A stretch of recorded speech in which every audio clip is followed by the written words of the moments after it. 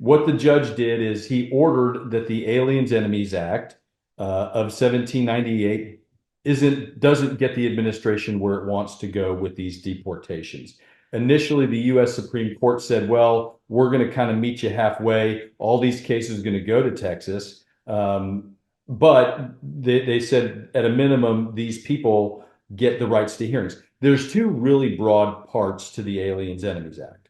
The first part of the Aliens Enemies Act says if we're in a time of war, then the commander in chief, the president, does have the ability to trigger a removal or a deportation fairly instantly. However, the second part of the act is very clear that it's a judge that gets to make the final decision. So the way that the Aliens Enemies Act worked is the executive says, okay, you, right? They did it in World War I. They did it in World War II, quite infamously in World War II, that this was the justification for the Japanese internment. And then after that, it goes to the courts. The U.S. Supreme Court at least shut down that first half and said, well, we're not going to decide this other part.